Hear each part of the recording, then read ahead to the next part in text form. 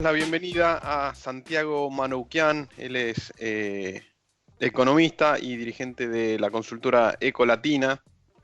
Obviamente la consulta del momento tiene que ver con el índice de inflación mensual que se conoció ayer de 7,4 y cuáles son las proyecciones, la expectativa que barajan ahí en la consultora Ecolatina para lo que resta del año. ¿Qué tal, Santiago? Buen día.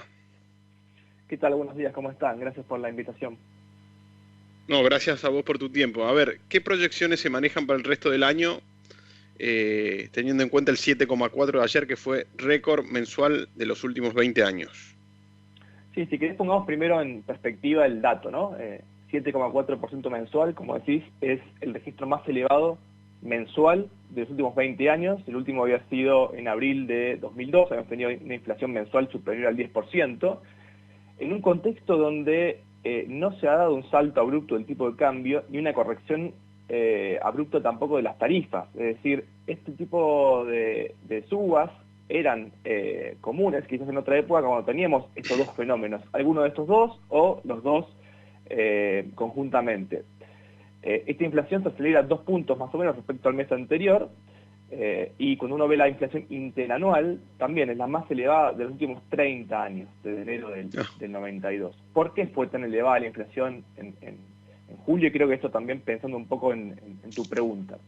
Bueno, las mayores presiones producto de las restricciones a las importaciones que se impusieron a finales de junio, junto con la dinámica de generalizadas remarcaciones de precios que gatilló la salida de Guzmán en un marco de elevada incertidumbre sobre los costos de reposición y salto en los dólares paralelos, propiciaron esta aceleración de precios.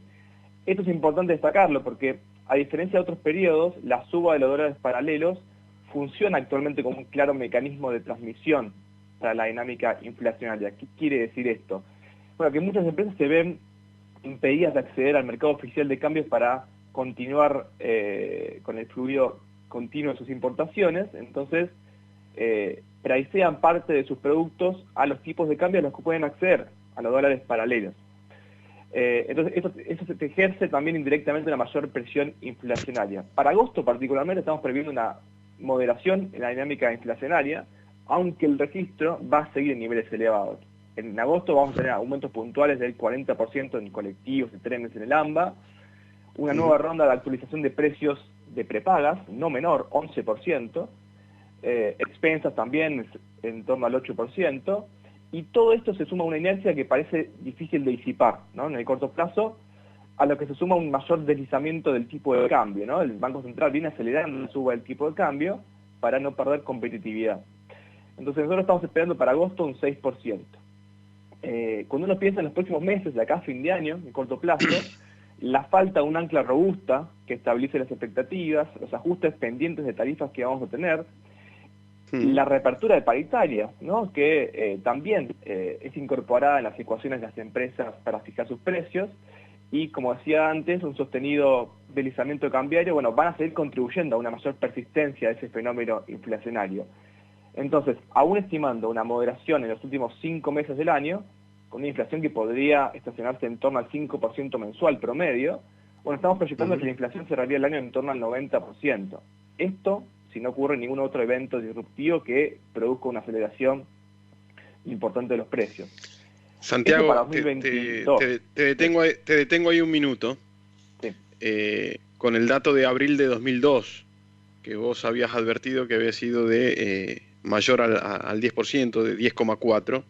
Sí. Para traer en contexto, en abril de 2002, en ese momento, la Argentina ya había devaluado, se había dejado atrás la convertibilidad, y se habían dado un salto también en las tarifas. Digo yo, si todavía el gobierno no devaluó de manera oficial entre la brecha cambiaria entre el dólar oficial y el mercado paralelo, y tampoco subió las tarifas, digo, ¿podemos tener en alguno de los meses que quedan del año algún pico parecido al de abril de 2002? Bueno, a ver, en principio no estamos previendo eso. ¿Por qué? Porque el ajuste de tarifas sí iba a venir, pero por sí solo no podría tener una fuerza tal como para elevar ese registro a tales niveles. Y desde el punto de vista del tipo de cambio, obviamente hay una gran incertidumbre, ¿no? Las expectativas de evaluación siguen muy calientes y el principal objetivo del gobierno actualmente es evitar un salto abrupto del tipo de cambio. ¿Por qué eso? Porque, bueno, dada el nivel de desequilibrio que tiene la economía argentina actual, una pobreza en crecimiento y una nominalidad no solo elevada como la que estamos viendo ahora, sino inestable, el poder de fuego que tiene el Banco Central para eventualmente hacer una devaluación controlada, es decir, bueno, un día digo, bueno, libero el tipo de cambio que suba un 30-40% y después defiende ese valor del dólar. Bueno, la falta de credibilidad para lograr eso haría que eso sea improbable, es decir, que tengamos una devaluación no controlada, sino descontrolada, y ahí no sabes a dónde se te puede ir el tipo de cambio. Y esa aceleración inflacionaria podría llevarnos a un periodo, te diría, de muy elevada inflación, por no decir hiperinflación, en el peor de los casos. Entonces, en ese sentido, la estrategia del gobierno actualmente es evitar ese salto de tipo de cambio. Por ahora no estamos previendo que haya una devaluación descontrolada.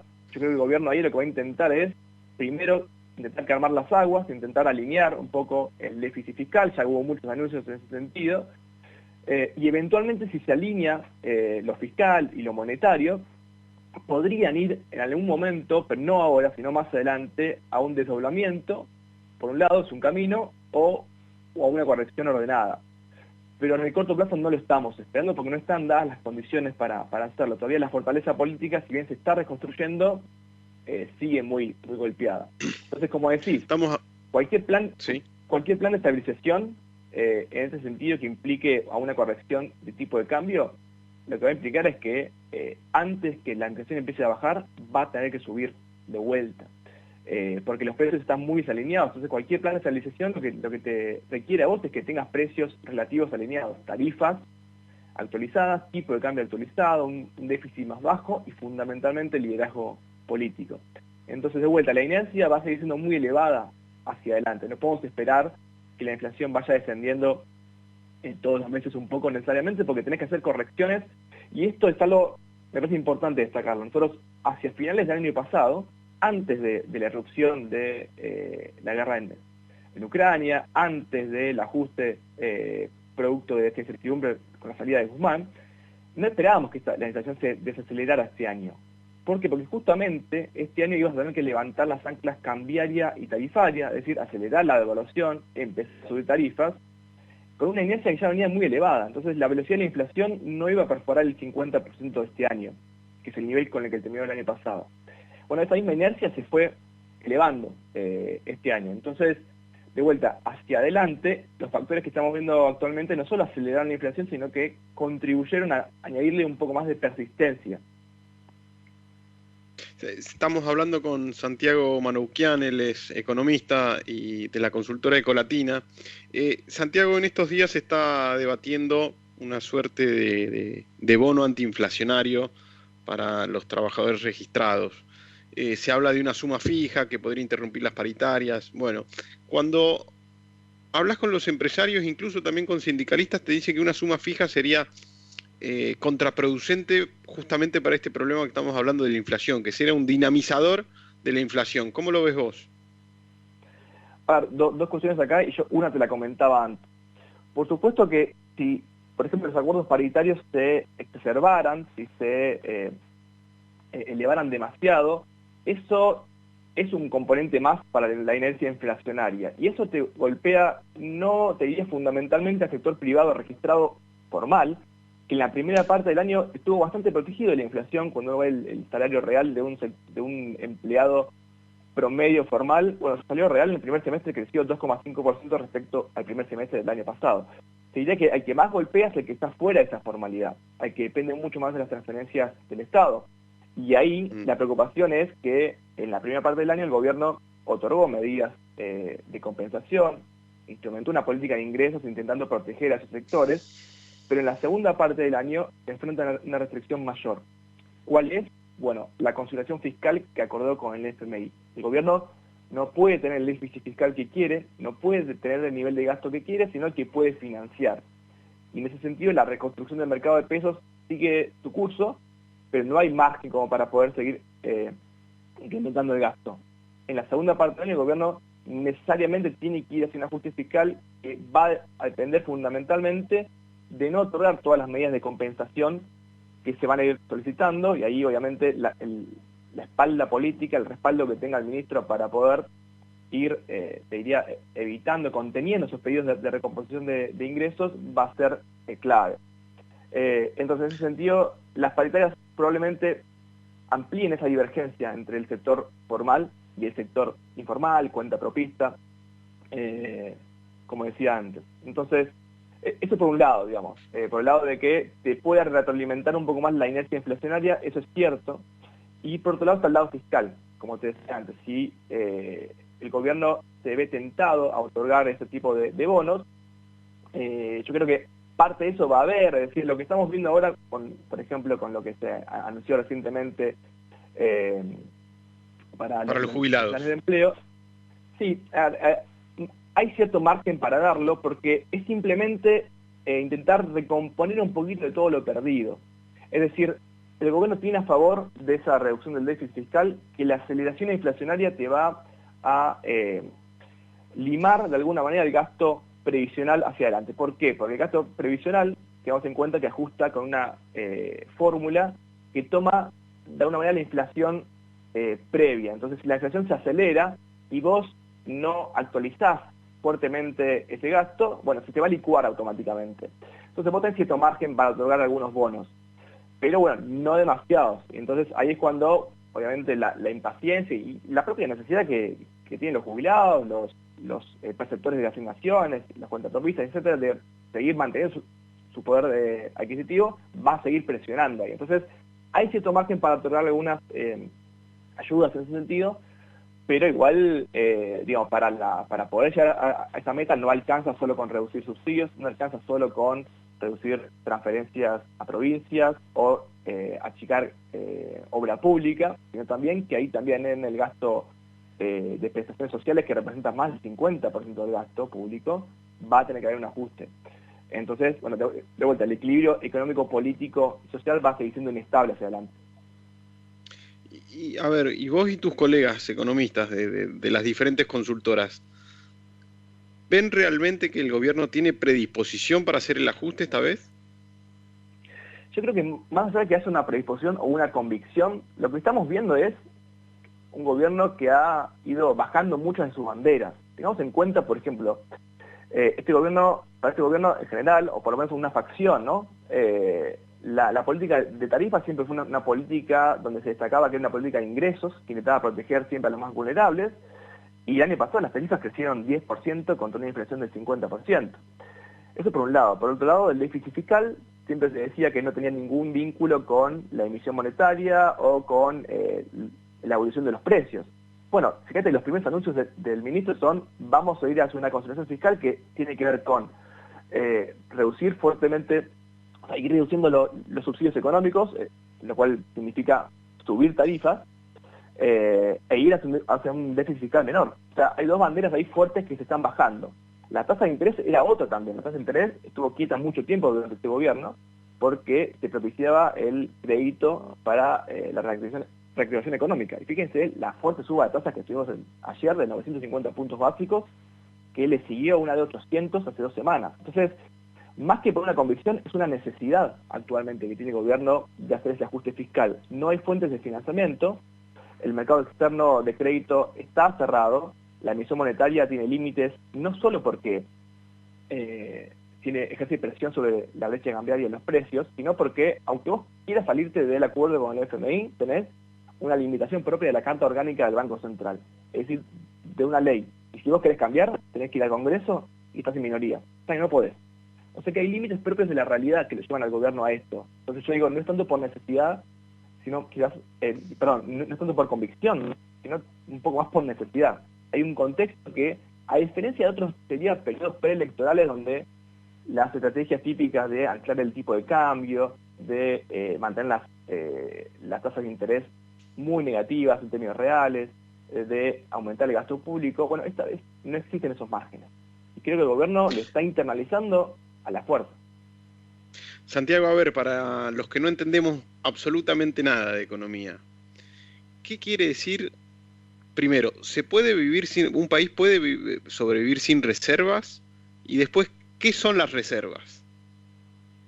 Bueno, muy buen punto, porque el punto más crítico de la economía argentina para pensarlo hacia adelante y para poder pensar la inflación, para poder pensar el nivel de poder adquisitivo de todos nosotros, es el nivel de reservas internacionales que tiene el Banco Central. Estos son los dólares que tiene el Banco Central en sus reservas que le permiten ir defendiendo el movimiento del tipo de cambio progresivo. Es decir, todos los días hay una determinada compra-venta que hace el Banco Central en el mercado, donde va acumulando o desacumulando reservas. Entonces, si de repente las presiones cambiarias son muy elevadas, es decir, si hay mucha demanda por comprar dólares, bueno, el Banco Central eventualmente puede, si hace falta, ir al mercado y ceder dólares de las reservas.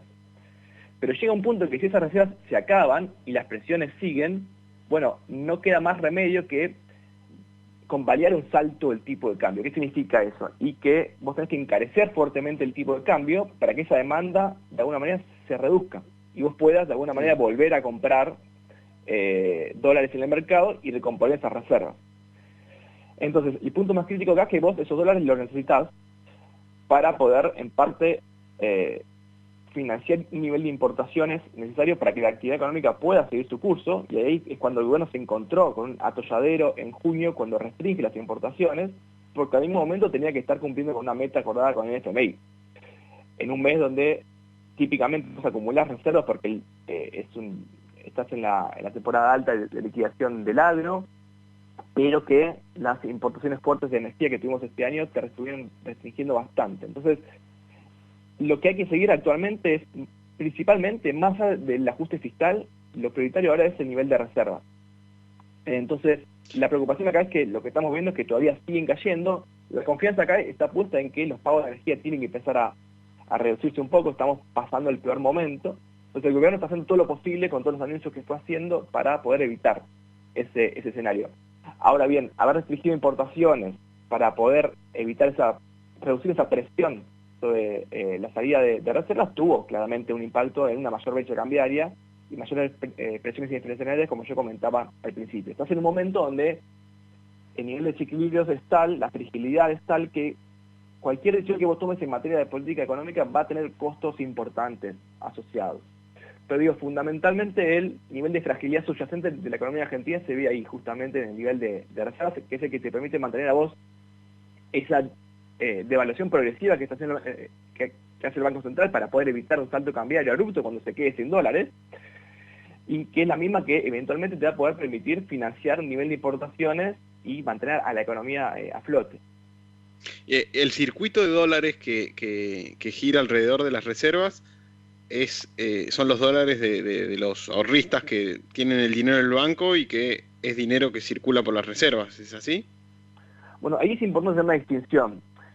Por un lado vos tenés las reservas brutas del Banco Central, que hoy están en torno a los 37.000 millones de dólares. Esas reservas brutas contemplan distintos rubros, entre los cuales hay muchos pasivos que tiene el Banco Central. Entonces, en general lo que se hace es decir, son dólares que en ese sentido no son del Banco Central directamente, no puede intervenir directamente con esos dólares en el mercado cambiario para reducir las presiones. Entonces lo que se suele hacer es unos cálculos, como se suele decir, distintas pruebas ácidas para ver, bueno, cuáles son las reservas reales que tiene el Banco Central para poder intervenir y calmar las aguas en el mercado cambiario. En ese sentido, hoy tenés un nivel de reservas netas en torno, hay muchas mediciones, pero uno podría decir en torno a los 1.500 millones de dólares, que como se ve claramente es un nivel muy, muy activo. Entonces, parte de las reservas brutas son esto que decimos de los encajes que hacen los bancos con los dólares que tenemos todos los depositantes en los bancos. Eso se suele extraer del cálculo de reservas brutas para llegar a las netas, porque el Banco Central no puede intervenir o no debería intervenir con esos dólares claramente porque no son dólares propios. Entonces, si los depósitos empiezan a caer, como estuvo viendo ahora, las reservas brutas tienden a caer, pero las netas no se ven afectadas, porque en el cálculo no lo estás viendo ahí. Y ahí déjame hacer un punto, porque si bien los depósitos en dólares estuvieron cayendo, la verdad que la liquidez de los bancos es muy elevada en dólares, entre lo que tienen propios en los bancos y lo que tienen encajado en el Banco Central. Entonces, en ese sentido, me parece importante siempre alentar a que no hay una posibilidad de corrida bancaria en ese sentido, o corrida contra los depósitos, por más que en momentos de incertidumbre como los que estamos viviendo, haya gente que esté sacando los dólares del banco. Bien, clarísimo. Santiago, lo último y tiene que ver con la mirada hacia adelante. Desde Ecolatina usted me dijiste que ustedes estaban proyectando un 90% de inflación anual, siempre y cuando no haya algún evento particular que sea algo que rompa el molde, ¿no? ¿Qué podría ser eso? A ver, el primer evento, el primer gatillo sería un salto abrupto del tipo de cambio. Eso obviamente te llevaría de un escenario base que estamos manejando a un escenario pesimista. Es un escenario donde tenés una espiralización inflacionaria, porque como yo te decía, eso sería no una decisión del gobierno, sino una medida forzada por el mercado, por las presiones cambiarias. Eso obviamente te erosionaría mucho el salario real, te caería el consumo fuertemente, que el consumo que explica el 70% del PBI en Argentina, y se te contraería fuertemente la actividad. Eso es un fuerte factor que te aceleraría la inflación. Sería que ese es el peor escenario. Otro escenario podría ser, digamos, que el gobierno, que esto ya ha perdido probabilidad, tenga algún otro problema en el refinanciamiento de su deuda en pesos y las expectativas sigan desancladas. Entonces, en ese sentido, que si el ajuste fiscal, por ejemplo, que prometió el ministro, no se comienza a hacer y empiezan de vuelta presiones sobre la brecha cambiaria, y el gobierno emite más de lo que prometió, bueno, ahí también tendrías quizás mayores presiones hacia una inflación más elevada, digamos. Acá el punto central, lo que yo te comentaba al principio, es el gobierno ha sufrido, a unos inducidos por la propia gestión, distintos shocks a lo largo del año. Y ahí el problema es que, por más que uno quizás pueda no proyectar algún cisne negro en lo que resta del año, la propia inercia te va a llevar a un nivel de inflación elevado. Entonces cualquier chispa, cualquier evento inesperado ya te eleva muy fuertemente la inflación. Y tengamos en cuenta de vuelta que lo que ocurrió en julio, el 7,4%, no tuvo que ver con un salto del tipo de cambio o con una corrección abrupta de tarifas. Digamos, en general, esos tipos de aceleraciones inflacionarias como las que tuvimos claramente en 2018 y 2019 están asociadas con un estrés en el mercado cambiario del tipo de cambio oficial, que es el tipo de cambio en el que se mueven la mayor parte de los bienes y servicios de la economía argentina. De vuelta, si bien estamos en un contexto donde se cierran importaciones y crece mucho la brecha y hay empresas que van hacia esos mercados para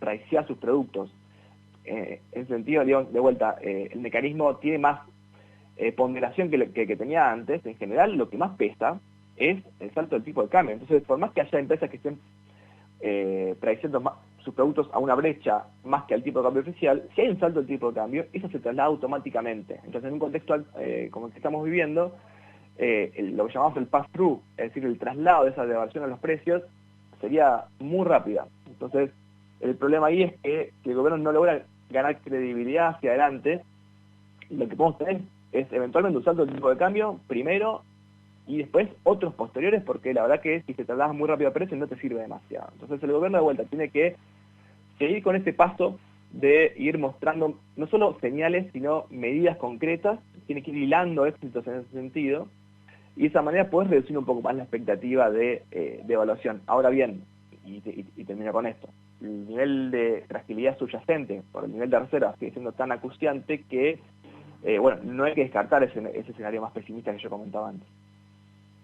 Santiago, clarísimo. Muchas gracias por tu tiempo. Impecable, y seguramente te estaremos llamando en una próxima oportunidad. Muchas gracias por tu tiempo. Un placer, muchas gracias por la invitación y buen viernes para todos. Santiago Manoukian, economista de la consultora Ecolatina, pasó por 14 bis.